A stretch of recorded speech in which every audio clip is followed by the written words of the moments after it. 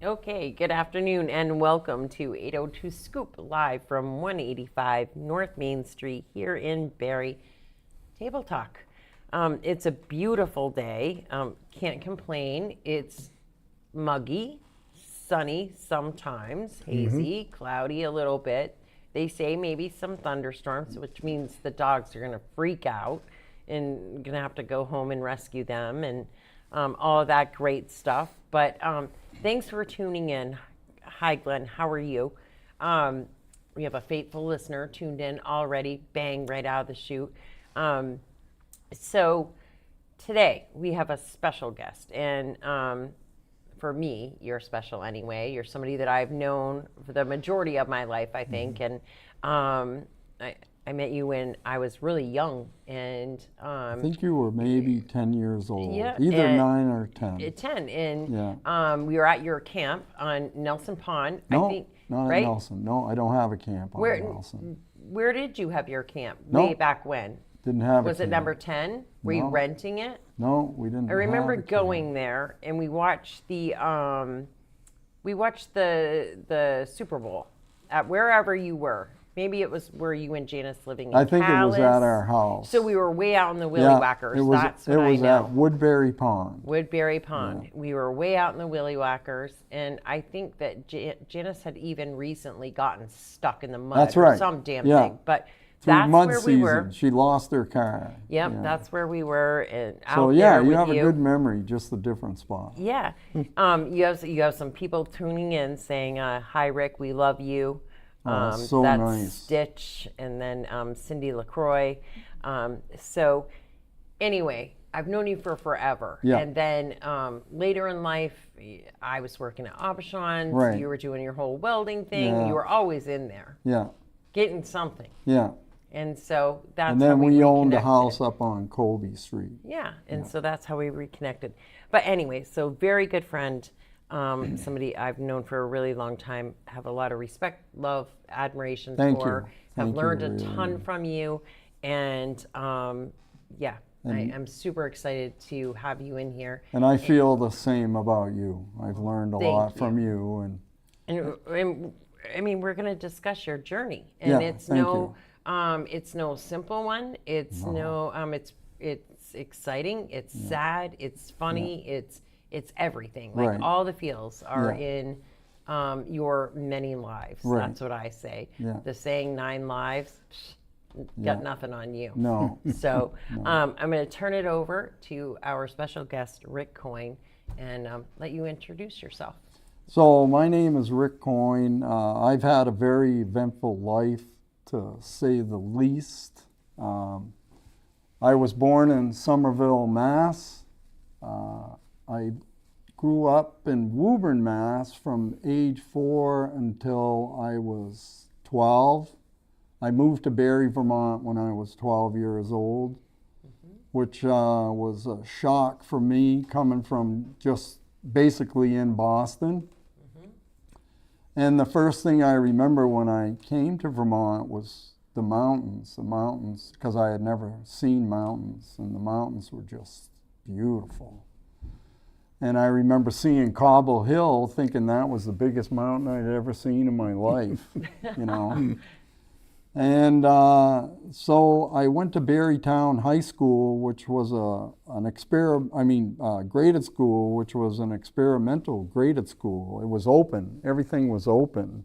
So they didn't have, they didn't have any walls or anything. And coming from a graded school from Woburn, Joyce Middle School, you know, I had 40 people in every class. So, and we had very few people in our class. And I met the best friends of my early life at Barrytown School. I joined the Navy in 1976. I went to high school at Spalding High School with Jeff. Jeff was older than me. I graduated in 76, and you graduated in 74, right? 74, yeah. I played hockey for Spalding High School. I ran track, and I played football. I started boxing when I was 16 years old. I had always had interest in boxing, and it just so happened that a guy that had boxed a lot in Vermont, his name was Dick Abbott, and I was living on my sister's farm, and I put up a grain bag, and because I used to street fight a lot back in the day. Yeah. Now, so I'm going to ask you a question here. Did you get into boxing because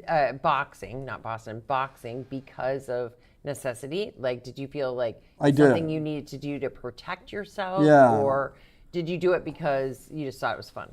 No, I did, because growing up in Massachusetts as a little kid, I was very thin, and kids like to pick on you. And I had an older brother that was tougher than nails, and he told me that he would never do my fighting for me unless somebody was a lot older than me that was trying to fight. So it's a different time back then. When you grew up in the city, if you didn't fight or stand up to people, you were going to get picked on. And I had my first really big fight in 6th grade. Tom Doherty was his name. He was a really tall kid. And he kept kicking me out of my seat on the bus. And I just got sick of it, and I said, well, we're going to have to fight about this. So he was way taller than me, and we fought at the bus stop, and the bus driver got out to watch the fight. That's how it was back then. Oh, goodness. Yeah, my sister was screaming at me, Mom's going to kill you. You better not get in a fight. Mom's going to kill you. And I said, well, I got to do it. Yeah. And he was way bigger than me. And he made a mistake because he was talking and he had his hands down, and I was standing up on a little bit of a hill, and he called me a nasty name, and so he kind of made a move towards me, and I just hit him with a right hand as hard as I could, and I split his lip, and his nose got a little bloody. I think I staggered him, but he was so much bigger than me. He just grabbed me and threw me on the ground. And of course, when you're on the ground, you can't really hit. But he's trying to hit me, and he hit me a couple of times, but not real hard. And we rolled around on the ground for a while, and then the bus driver said, well, you're not getting anywhere, so he broke us up. Threw you on the bus, said, that's enough, boys, And my let's shirt go. was ripped off. He ripped my shirt off me, so I had to walk all the way home with no shirt on. And then explain to Mom and Dad. And, yeah. Mom. Yeah, all the good stuff. Yeah. Yeah. So, but I had grown up in a very violent home. My father was insanely violent. So there was beatings in my house my whole life. From the time I was in 1st grade, my father would beat me. And all the boys, we had 4 boys and 1 girl in my family. And my sister Lee was beautiful, and she got straight A's in school. Brilliant. And of course, when it came to school, when they would give out report cards, we have to bring them home. And none of us boys got an A. If we got an A, it was for absenteeism. Not the right A. No, so my father would beat us, and tell us we got to do, but it didn't do any good. So I had to fight my whole life. I was fighting my brothers. My father, of course, I couldn't fight him. He had superhuman strength with his temper. My mother would try to stop him, but she couldn't stop him. I can still remember her telling him, you're going to kill those kids, you're going to kill those kids. And she'd be on him trying to stop him. So I grew up with that my whole life. And did they stay together?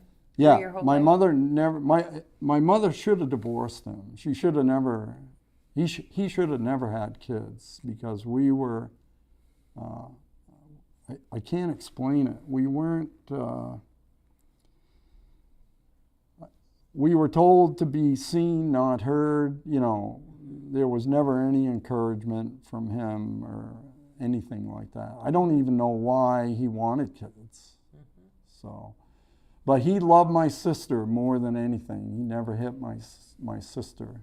The first time I got knocked out in my life, I was 9 years old. My father knocked me out. I was out for probably 20 minutes.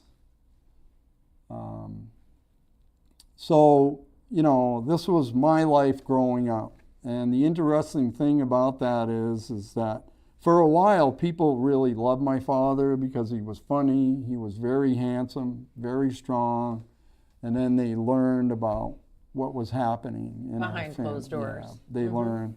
Back then, it was very difficult to say anything behind closed doors.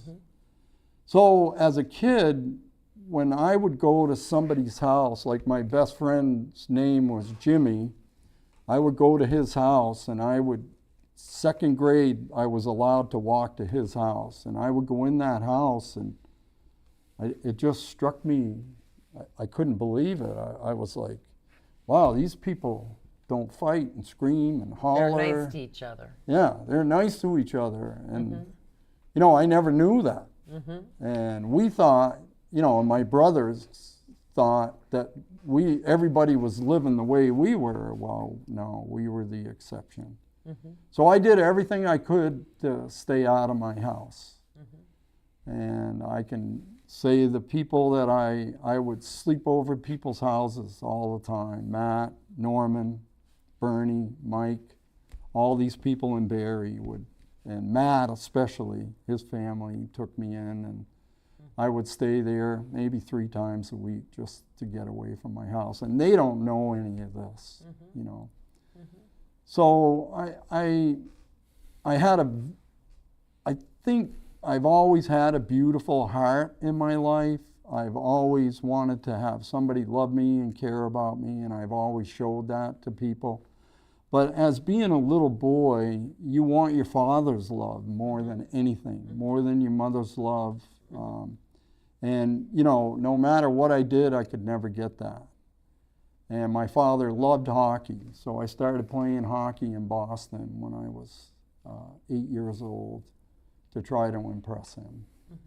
So a lot of the things I did as a young person was trying to get him to look at me and appreciate me. And do you think that that's kind of like what drove you even in life, with all the risks you were willing to take? I mean, you've always been a risk taker, and a little daredevil, not a little, I mean, you've done some like crazy freaking things to the extreme. Right. Do you think a part of you, you know, even as you grew and you learned, a part of you was still thinking, if I could just impress him this one time? Yeah, I think that was a big part of my life until I joined the Navy.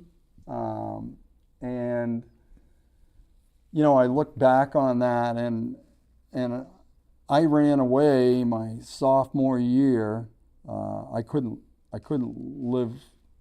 He did some things that I just couldn't live with for a while, and I ran away. I was gone for 3 months. I was living out of dumpsters, and thank goodness I had my aunt and uncle in Woburn, Mass. Took me in, but I lived on the streets for, I would say, 14 days, and then they found out. I hitchhiked all the way from Vermont back to Woburn, and they found out that I was on the street, and they came and got me and took me in. So the last time my father beat me was when I was probably 14 years old.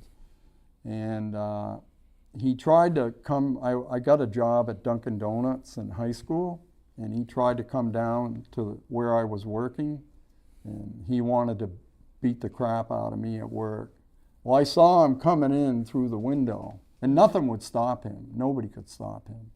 Even the police would have a hard time stopping him. So I ran around back, and of course he saw me run, and he got even madder. And I could see his face, and I knew that if he got a hold of me, he might kill me.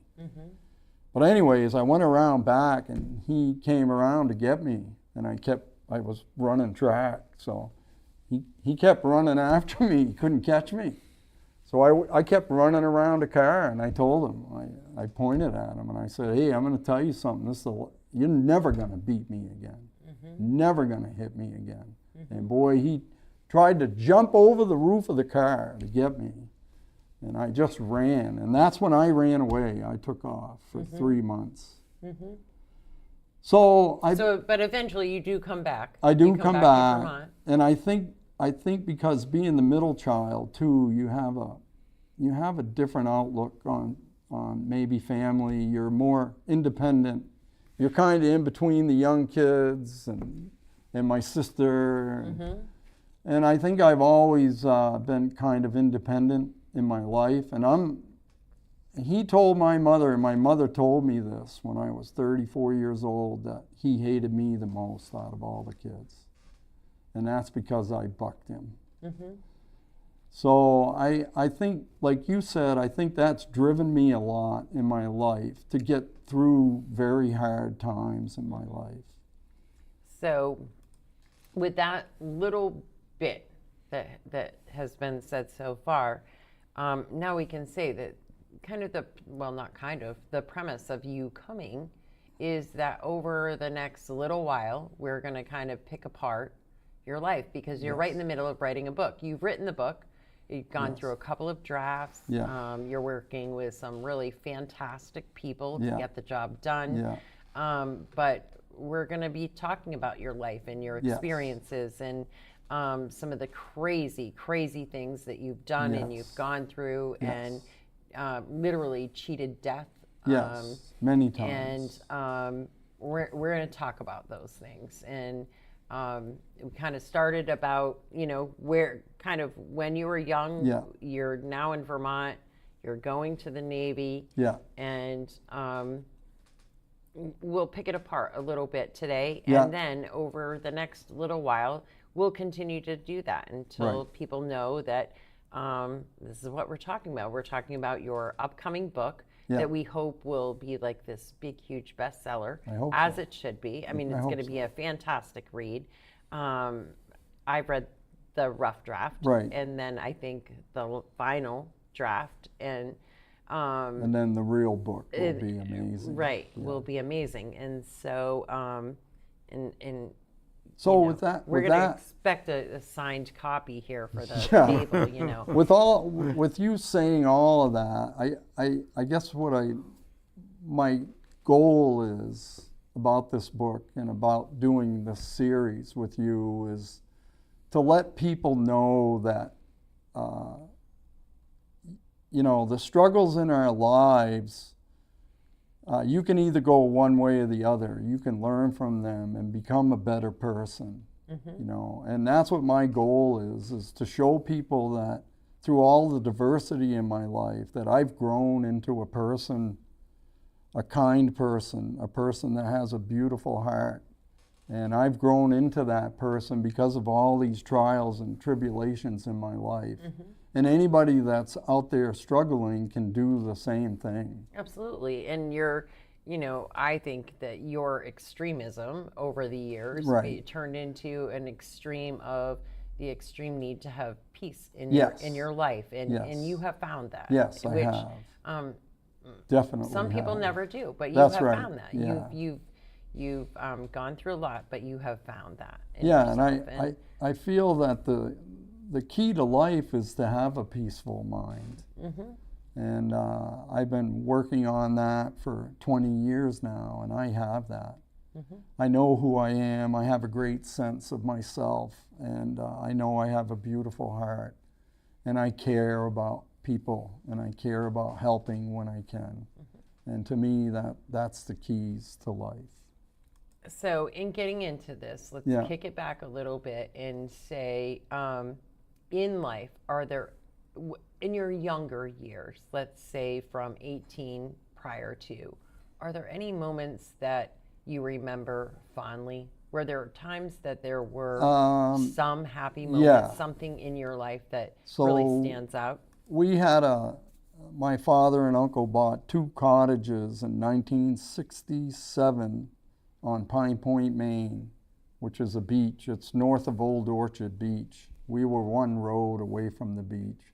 I got to spend my summers there as a kid from 4 years old until I was 12, and my father lost everything. And the best thing about being on that beach was we had free reign. They would let us go and do whatever we want.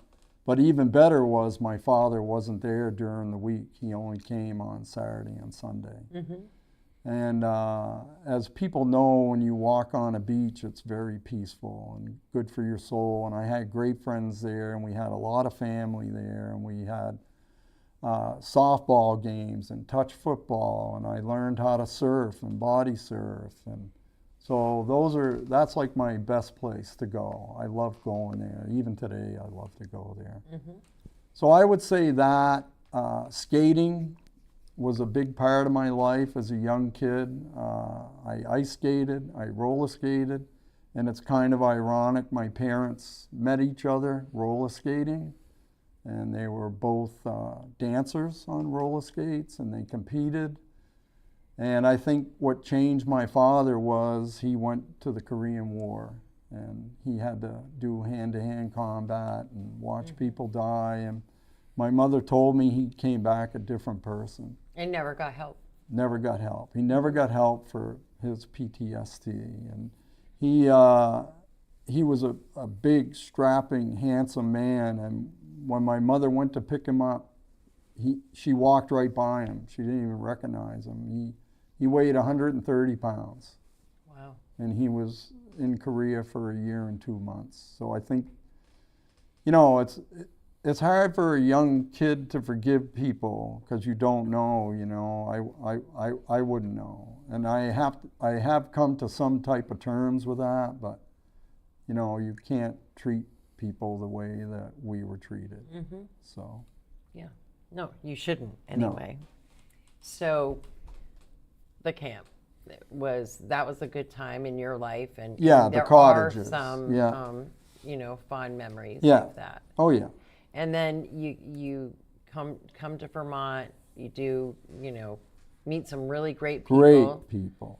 And, great people including in Barrie. this guy sitting next to you. Including you. And you guys and do Jeff. some great fun things. And then, as you say, you join the Navy. Yeah, I joined the Navy. I started boxing when I was 16. I won the Golden Glove Novice Championships at 17. I had a few fights in between that, and then I joined the Navy. The recruiter came in to talk to us, and I wanted to get out of Barrie. I knew I couldn't stay here. It was a great opportunity for me. And they promise you the world. And of course they do. Yep. In high school, maybe, I don't know, I might have got my best grade in high school was a B because I didn't care about what I was doing academically. As long as I could play sports, I had to have a C average, and that's what I got. And high school for me was a big social thing. So as Jeff knows, I mean, everybody still remembers you as the streaker. Yeah. I mean, yeah, I streaked in high school. I was a hooligan. In high school. Of course he did. I was a hooligan, and everybody liked me. I had a lot of friends, and I cut class every chance I could. They called me the radiator boy because that's where I was, sitting on the radiator. I spent most of my senior year. Yeah, spent a lot of my time on the radiator while everybody's in class, causing trouble. And I mean, I don't know, another form of extremism. I mean, you were always looking, but again, you're just looking at that point, even probably in high school, to have people like you and think you're funny, and you're looking because I wanted people to like me. Yeah, some sort of recognition and love and that's where belonging. Honestly, that's where I got my love from. You know, you have to. I was fortunate enough to realize that I wasn't going to get love at home, so I found it through my friends and their families. and cousins and aunts and uncles. And being So- silly and Yeah. crazy. Oh and yeah. doing nutty Everybody liked things me. I mean, that I'm just- not lying. Yeah. Everybody liked me. I was a prankster, and Yeah. I mean, I was a senior when you were a freshman. no, sophomore. I was sophomore, sophomore. but- Yeah. He hung around with us too. Yeah. Yeah. He Yep. was that kind of guy. He was Yeah. just, you wanted him around you. Yeah. He was funny. Yeah, I loved being around people that cared about me. And I was fortunate enough to come here with Matt and Norman and guys like Jeff and Wayne and Greg and you know his brothers Nick and you know so I had a lot of people that loved me. So I never did good in school because I didn't apply myself. But when I joined the Navy, I had to take a test, I forgot what it's called. It's some type of application. You have to take a long test. So I had to go to Manchester, New Hampshire to take that test. I took the test and my recruiter called me a week later and he said, I need you to come down and see me. So I went down and saw him. He said, Richard, I want you to know that you scored the highest grade on the ASVAB test for Vermont. I said, what? You got the right guy? I didn't even know if they had the right guy. So that gave me a great opportunity to pick what I wanted to do in the Navy. So I wanted to be a firefighter at the time. So they had a firefighter, but to be a firefighter, you had to be a welder too. So I joined the Navy as a hull tech, E3, which is above everybody else at boot camp. So they pay me 3 times more than, or 3 grades higher than anybody that I went to boot camp with. And at the time I was boxing, I was heavy into boxing with my career, and I quit partying, I quit smoking pot and drinking, and I joined the Navy, and on September 9th, I left. And I don't know how much detail you want, but As much as you want to give. so I flew for the first time in my life on a twin-engine plane called Air New England, but I ended up calling it Scare New England. And I left Barrie from the airport, Yeah. and I flew into LaGuardia Airport in New York. And when I get up, I was flying. I go, wow, this is amazing. You know, clouds. Yeah. And I was like, man, I love this flying stuff. So I get on flight 355 TWA out of LaGuardia Airport. It was a 727 plane. And they put us in the way back. And I had hair down here. And while I was sitting there, a big, huge guy and another guy with a suitcase, and I was sitting right next to where the bathroom was. The guy with the suitcase went in the bathroom, and this big guy stood at the door just as the plane was leaving. So the plane's up like this. And then the plane leveled out, and a woman got up to go to the bathroom, and the big guy took his finger and went like this, no, you can't go in the bathroom. And I knew right then and there something was going on. So another guy got up, kind of a jacked up guy, and he went in and he said, hey, I got to go to the bathroom. And the guy said, no, you're not going to the bathroom. And that guy kind of moved towards him, and the guy pushed him like that. And then I knew at that point that we were going to be hijacked. And sure enough, it wasn't 10 minutes later, the guy in the bathroom handed a note to the big guy. The big guy called the stewardess down, handed her the note, and told her to take that to the pilot. Now, back then, they had no locks on the doors for the pilots.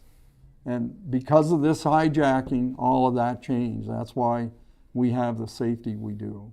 Wow. So I was on the second ever hijacked plane in the United States, and I spent 3 days on that plane waiting to die. That's just one of my stories. And while you're on there, like, can you tell us some of the events that happened? Can you tell us anything at all about I can tell you that I think I was the only one that stayed awake for the whole time. I never slept. I think we were on that plane for 76 hours. So did they land somewhere?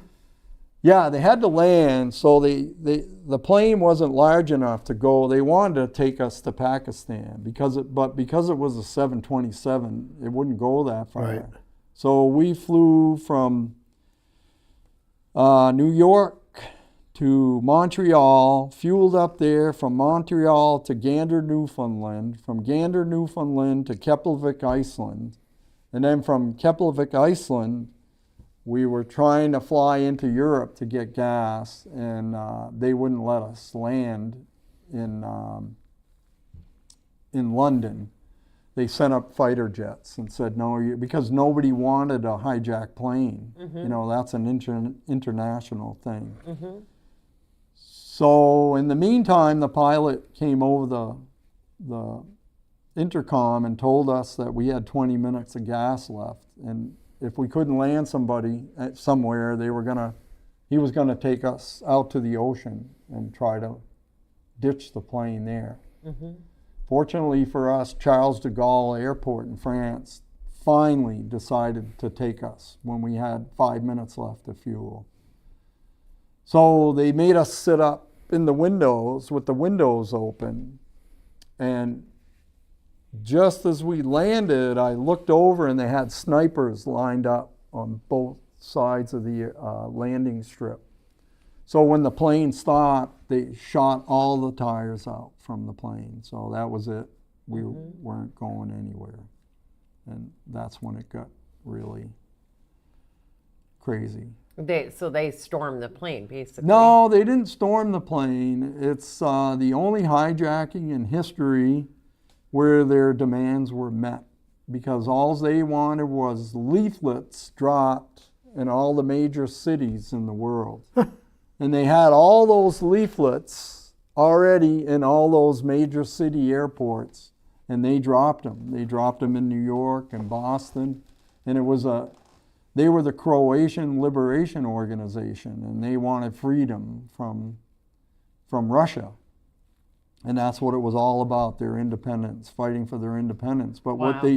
what they did do was they left 2 bombs in the lockers in Port Authority, New York. And what we didn't know at the time was that the New York bomb squad went in there, and when they were trying to dismantle one of the bombs, it went off and Oh, wow. yeah, and killed one of the bomb squad people and maimed the other one. He was blinded for life. And none of you were harmed? I plane? can't really say that. When we ended up in Paris, they stood us up and were screaming and yelling and pushing us all to the center of the plane. And that guy that had a suitcase had a plunger. And they told us that they told the American government that, you know, we're going to blow you all. And they were telling us that the American government didn't care about us. They don't care about you, so we're going to blow you all from here to kingdom come. People are crying and screaming, and I feel bad about this, but I think it should be told because it's part of my survival instinct. I was right. They pushed me like that, those big guys. We had 4 men and 1 woman, and the 3 men were huge guys, so there was 5 hijackers on the plane. So they push us to the center, so I'm kind of looking at that guy, and he's got the plunger, and there was a big heavy set guy, and I'm slowly working my way, like nobody can really see me, I'm working slow. And I did everything I could, and I ended up behind that guy. And I said, well, if that bomb goes off, he's going to take it more than I am. Maybe I'll survive. You know, I don't think it was cowardly. I think it was just the way to try to think of how you're going to survive. Oh, absolutely. Yeah. All right. I mean, and everybody was probably thinking Doing the the same same thing, at that time. Like, how are we or I going to get out of this? So What's going to happen? Then they came out and said, well, now you guys can go back to your seats. So we all go back to our seats, and there was a TV celebrity on this plane.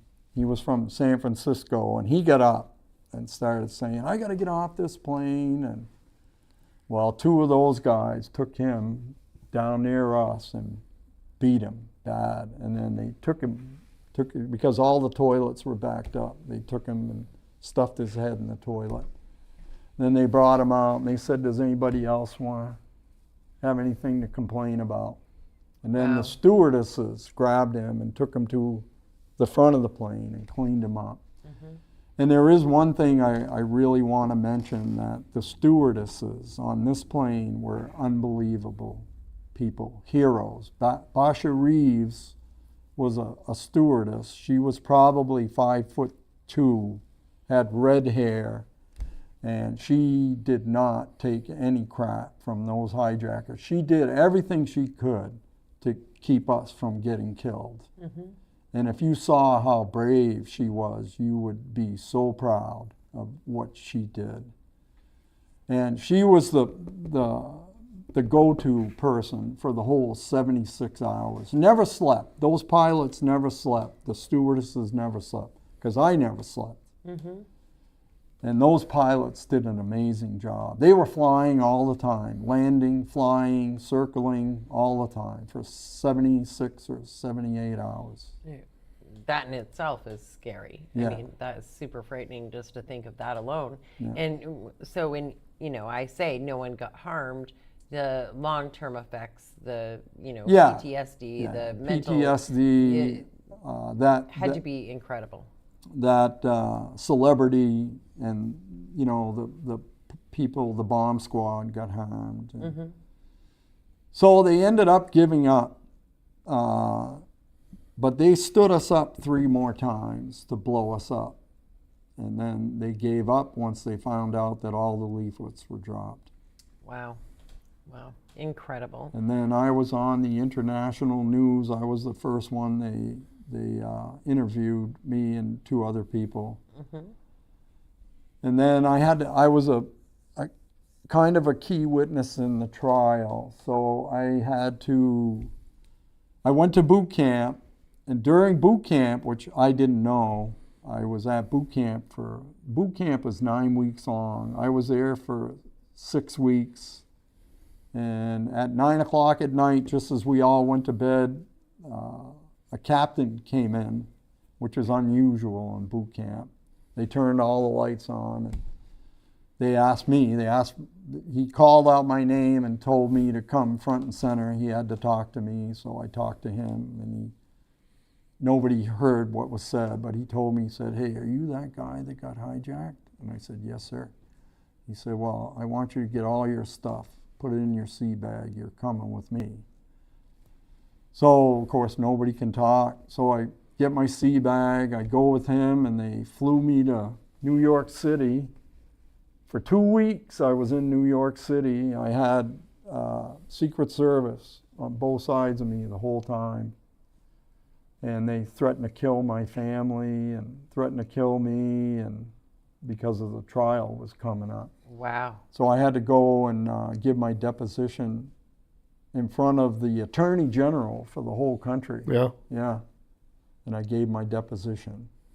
And those 2 Secret Service, and then I had 2 other FBI agents that they would take shifts.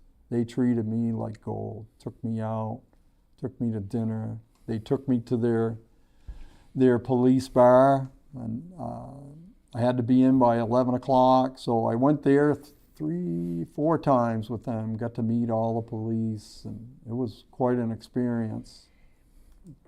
That wasn't the end of your Navy career, though. No, How long did you stay in? I was in the Navy for 4 years. Mm-hmm. I boxed for the Navy, Mm-hmm. and I fought fires for the Navy. Mm-hmm. And I fought the biggest fire that had ever taken place on the USS John F. Kennedy, which is an aircraft carrier. Mm-hmm. During that time, I was the #1 nozzleman. That's the guy that has to beat the fire down. Mm-hmm. And you have somebody beside you that has what's called an applicator. It looks like a gooseneck, and it sprays out a nice spray over you. Mm-hmm. Well, there was a huge hydraulic fire up just under the under the flight deck. And so I wasn't with the nucleus fire party at that time. That's the best fire, I was part of that fire team. But because we were in dry dock, that fire team wasn't always there. So I had other people that had to come and help me fight this fire. And I was in there and I was beating the flames down, and they're up high and they're down low, and then all of a sudden my applicator stopped, and then I was yelling, hose on one, hose on one. That means the two guys behind you are supposed to drag the hose. I turned around and everybody left. They ran. And I had to fight that fire all by myself. That was probably one of the most harrowing things I did in my Navy career.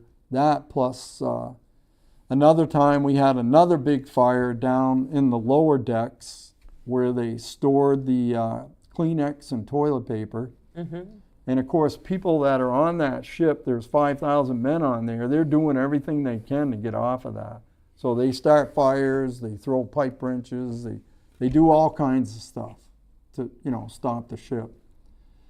And at that time, me and my friend Bob, we saved two men that were down there. They were suffocating, and you're talking, we were down 4 decks, so that's like not quite 4 stories. And they were passed out in their berthing center. Everybody else had got out, but they had smoke inhalation. So they have an OBA that's up above your rack that lasts for 10 minutes. So Bob and I grabbed 2 of those and put those on their faces, and then we carried them up out of there. And they recommended us for a medal, and the captain didn't want to give it to us because he didn't want the public to know that we were having these troubles with the ship. Mm-hmm. That's a true story. Yeah. So I have those recommendations in my record for the Navy. And the Navy is where you also learned to weld? Yes, I learned how to weld. Which has turned into a lifelong career. Yeah, well, it did, but yeah. till my other events in my life took over. Mm-hmm.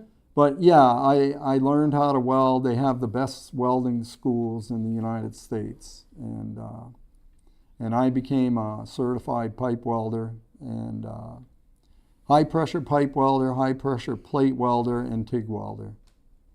And I was one of 2 people that had all those certifications on my ship. Mm-hmm. And when I boxed all over for the Navy, the Kennedy. I was on the Kennedy boxing team. They flew me off once to go fight. And then I've landed on the Kennedy 2 times. When I first got on it, and one time when I was fighting. And I fought in Europe for the Navy when we were over there on the ship. And I fought all over the southern part of the United States. And did you continue after the Navy to fight? I kind of, in a long about way, I did. I trained fighters, but while I was in the Navy, I ended up boxing for Pashunk Gym in Philadelphia. So I fought in Philadelphia for 2 years, off and on, which is a big thing. I fought in the 49th Street Theater, and I fought where there's like 10,000 people watching you fight. Mm-hmm. And my goal was to try to make the 1980 Olympic team. But because I started at such a young age and I didn't have many fights, I think I had 71 fights total, amateur. And out of those 71 fights, I lost 3 or 4. But what happened was I was trying to move up into the amateurs. They have different types of amateur, so you can get on the team. And I was fighting for the PAL, which is police league, where all the amateurs in Philadelphia fought. Mm-hmm. And so my second to last fight, they set me up with the number 6 welterweight in the country. And he beat me. He didn't knock me out. He did knock me down on one knee, the only time that's ever happened to me. And but he had 146 fights, and you know he was going to go somewhere, and I just didn't have the experience to beat him. And I knew then that I was at 22 years old, 23, 22, and I was thinking, well, you know, if I can't beat the number 6 guy, I certainly can't beat the number 1 guy, right? So, and he beat me fair and square. So 22, is that when you left the Army? And no, I left the Navy when I Navy, was yep. in, 1980. So I think I was just turned 23, 1980. Yeah. And then did you come right back to Vermont? What did you do? I did. You did? Yeah. I came back to Vermont. I had already bought my, what you call the camp. That was my house. I bought that in Woodbury. So I came back and lived on my sister's farm again. I left my house when I was 16 to live with my sister so I could get away from my father. And her and her husband owned a beautiful farm up in Washington. A lot of work. A lot of work. Worked Living on all a the farm. time. Yeah, milking cows. I milked 65 cows a day, twice a day. And I think that's what gave me a lot of strength, you know, for the Navy. And for boxing. And it showed me how to work, which is a wonderful thing. And I've always been an early riser. So working on the farm was boot camp. Compared to working on the farm, boot camp was a breeze for me. Right. Yeah. I think my son would agree with you there. Yeah. It's a lot of work. It's a definitely lot of work. not for the faint of heart. Right. That's for sure. You do a lot of stuff. Right. So you come back, and then what? Do you start your welding career immediately, Yeah, or do you kind of? So Norman's father, Norman, probably one of my closest friends throughout my whole young life. His father was head of all the maintenance at Rock of Ages. And he knew that I had great welding training, so he hired me, and I was in the union. Back then I was making $5.26 an hour, which was good money. So I worked there for 5 years. Crazy to think that, huh? Yeah, $5.26 an hour. You were rolling in it, right? It's rolling in money, and I took all the overtime. But spending it young, you know, spending it as fast as I could. Right. Cars. Not so much on cars, just, you know, eating out and being with your friends and Raising heck, because Yeah, we all know raising that hell. you used to like to do that. raise Yeah. heck. And so I owned the house, so I had to take care. I was working on that. That cost money. It's really a shack. I mean, to be honest, it was a shack. But I thought it was a cool place. Yeah, That's where I watched the Super Bowl. So, yeah. So So this is why I get teased mercifully. It's all your fault, because that's when I first watched a game with the Redskins. Oh yeah. Now you're a Redskins fan. Well, I always was after that day. It's too bad. But now Yeah, we can't even Patriots. talk about Giants. that. Giants. Yeah. Giants. You know, I mean, The old days. Not a Yankees The old fan. days with Fran Tarkenton? Yeah, are you a Yankees fan? too? Hell Oh, no. thank No. goodness. No. definitely not. I wouldn't come here I if was you the guys were only- Yankee fans. Only Red Sox fan in my family. This thing would be over. I'm the only Red Sox fan in my family. I know that. Yeah. Yeah. And That's my why I boys, asked my you. boys are Red Sox fans. Yeah. So And your grandson, and Yeah. yes, but yeah, I mean, that was the game that was on. But you were rooting for them that day. Yeah, because I did like the Redskins back And then. and it was the only Super Bowl I've ever seen them win. Oh, that's hilarious. Yeah, it's probably the only Super Bowl they won anyway. but that's where we were. Yeah, that's like one of the things that I remember that day. Yeah. Like really, yeah, I remember that day well. Oh, good. So, but that's how we first met. Yeah. Glenn says, "Go Yankees." You know, I've always known there was something wrong with Glenn. yeah. It cracks me up, the whole sports thing. So, it's 10 of. So we don't want to, we don't want to dive into something that's going to Right. take us a ton longer. But what we should let people know is that this is what we're going to be doing. We're going to be Right. picking apart the pieces of your life, Right. and we're going to talk about the book. Yeah. All of this is in the book, and A lot more detail. the book is being written. Yeah. And do we want to say who's working on this book with you and stuff? Do we want to Yeah. talk about all I that? I think I could do that. in Yeah, 10 I think you minutes. can too. Yeah. So fortunately for me, because of Raylene, I got to meet Dan Egan. I got reintroduced to Dan Egan again in my life. And Dan Egan is a very famous writer, a very famous movie producer. And him and I have become family ever since the first day we got reintroduced to each other. And Dan is right now on his biggest project. It's called The Clyde Best Story, and it's a wonderful movie about Clyde Best. And he is now showing that worldwide. And he has already done the grand opening in Bermuda, and he's going to have an opening in Roxbury, Massachusetts, which I'm invited to. And I was invited to Bermuda to help with the grand opening.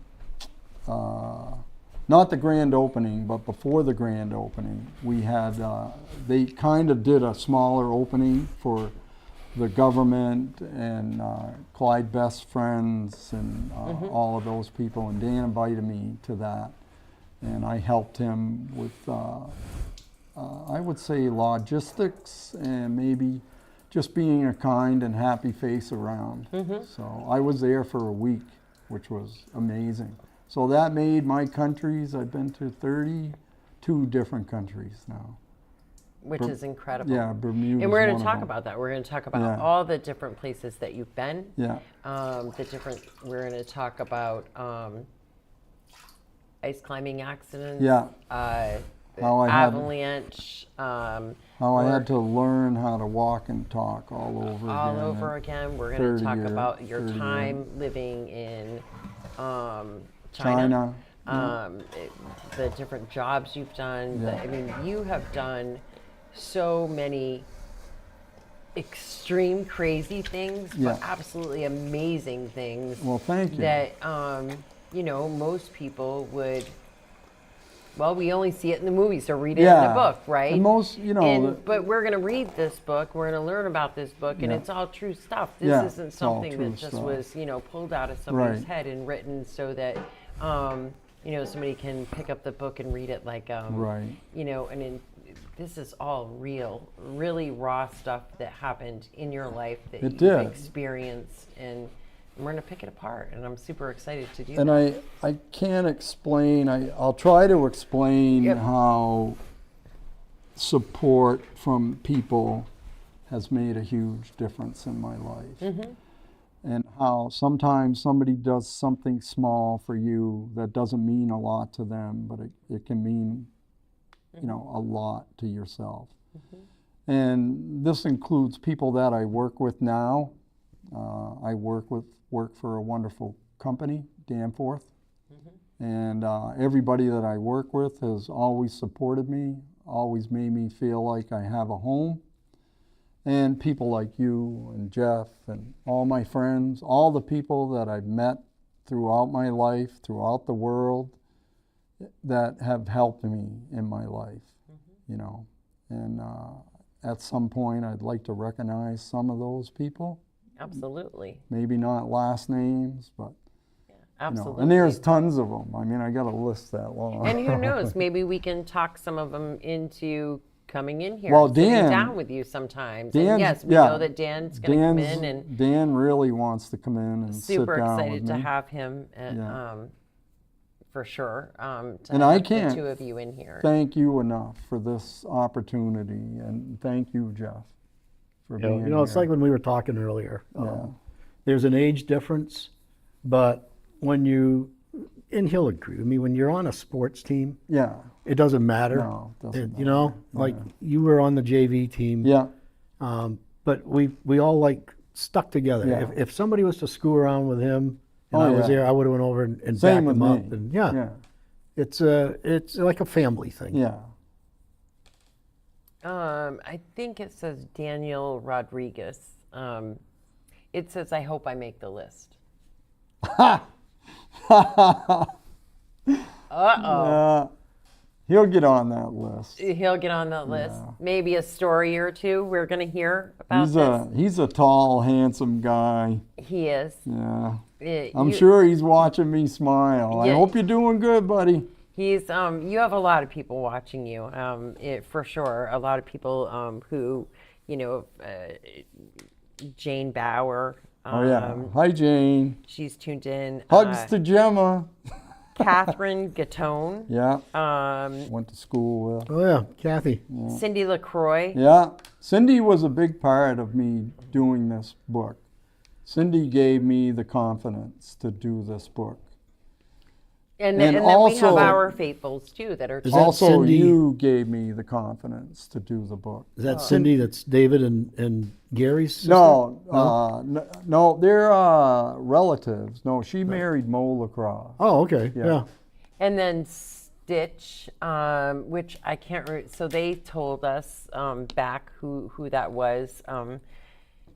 It's hard for me to love you, Uncle Rick. That's from Adam. So Oh, thanks, buddy. you got all kinds of people tuned That's in. hilarious. So, and listen, so Rick you don't really do Facebook. We got to be. No, right? I'm gonna start. You're gonna start Yeah, again. Dan, I have 3 Facebook But you haven't accounts. been No, doing. I haven't know been. it gets confusing with that whole thing. And I haven't been on Facebook for You're 8 gonna have years. to get back Yeah, on there so that Dan you can, told me it's you can important. reply to these comments and Yeah. you can see these comments. And Yeah. some are commenting on Facebook and some are commenting on YouTube. Yeah. Dave says hello. Yeah. So Howard and Ashley are here. Yeah. So Oh, they're tuned in as wonderful. well. So yeah, and I'm sure that we're going to get into some stories about your nephew, who I Yeah. know you're super close to. Yeah. You're lots of conversations about life and the Support. and how you got to be where you are. Like, Right. I want to be able to talk about your time in China and Yeah. Buddhism Yeah. and how you found peace Yeah. in the hell, really. That's the way I look at Yeah, it. Is that I mean- you really went through a lot, but you found peace in it all, and you found like the brighter side, the Yeah, beauty side and of it I all. look you at never life- really look at it as that. No, and at I all. look at life every day very excited to be alive. I still have a lot of things I want to do. It's a money thing, I have a lot of people I'd like to help, and so I just want people to know that are struggling out there that you can get through a lot in your life, and life is still wonderful, and life starts every second. And one of my favorite things to tell people is if you're walking backwards, you can never see going forward, so you can't live in the past. You have to move on. And it's the only. I agree with you. And you know that like I do. know that. Yeah. Yeah, I do know that. So you need to look ahead in your life and realize that people are out there that love you and care about you, and people that have brain injuries. And if you can't find them, love Yeah. yourself. Yeah, you love have yourself. to learn to love That's yourself. the key to your You have to whole learn. happiness is Yeah. to love yourself first. And I had that beaten out of me until I was 40 years old. I didn't love myself until I turned 40. And I stopped having nightmares the day my father died. And I never went to his funeral. Me too. Yeah. Me too. You're the same. The Yeah. day my biological father Yeah, died, yeah.